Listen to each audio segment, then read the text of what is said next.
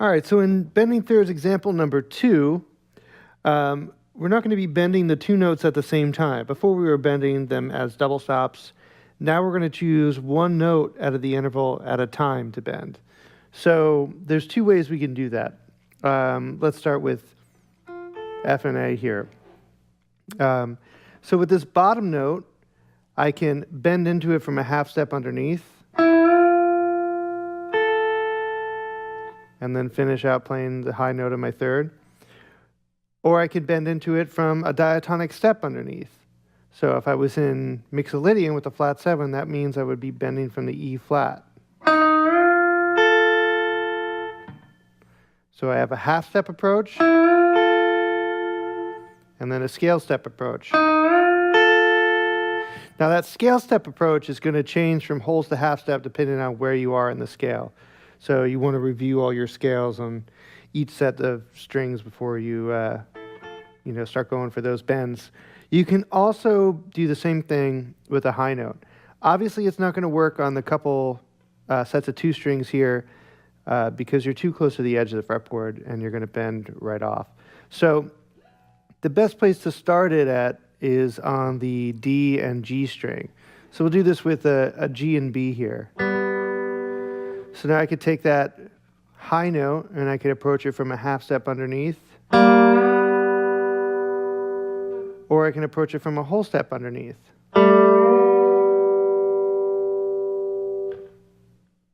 Okay? I could also start with that high note of the third and bend into the next scale tone.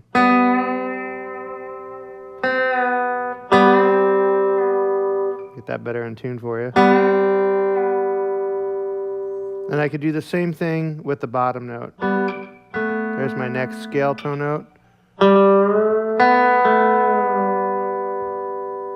And that stuff gets easier on these top 3 strings.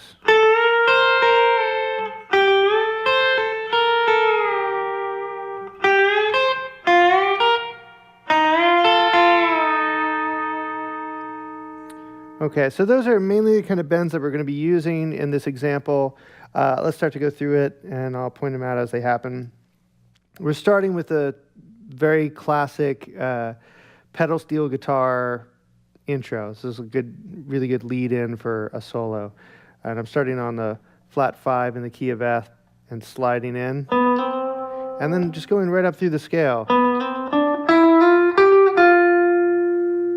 Now I'm going to set up my bend, playing C, the high note of the third, and then I'm going to be approaching that bottom note of the third by a scale step underneath.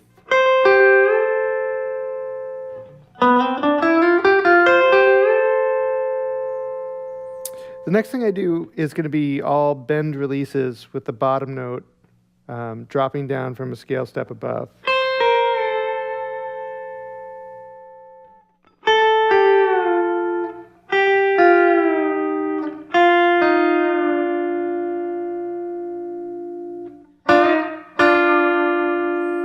Now I'm over a B flat chord. I'm going to go to my A and D and bend this A into B flat so I end up with a major third there. Do the same thing up here. Now that's a really neat trick to get from one third to the next. So I'm taking this shape and I'm bending into a whole step higher. So I get my minor third there. Then I'm going to hit that bottom note while it's still held in the bend. While I'm holding that, I'm changing to the first finger a whole step behind it. Sometimes it's going to be a half, depends on where you are in the scale. Then release the bend, and I end up in this shape. So I went from this shape to this shape.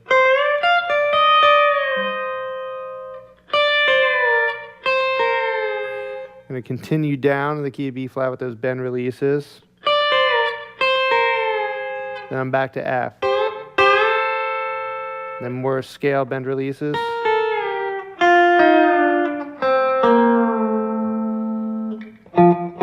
Setting up the G. This time in the third and G, I'm pulling down the high note of the third to get the next scale step higher.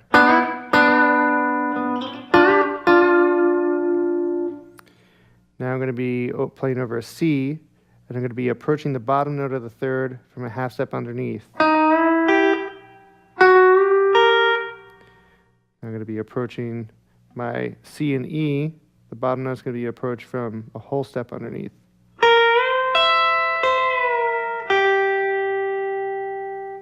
And then I'm back over to an F. I'm playing my 5 and my flat 7, but I'm bending into the 5. And this is cool. I could take this bend and get that little half step in there without fretting it. I could do it inside the bend.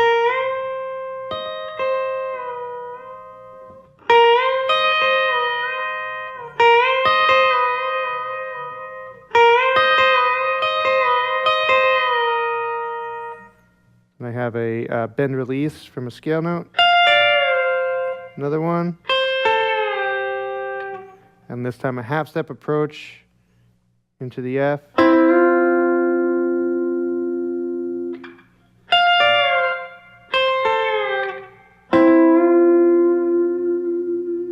Okay, so that whole thing together slowly.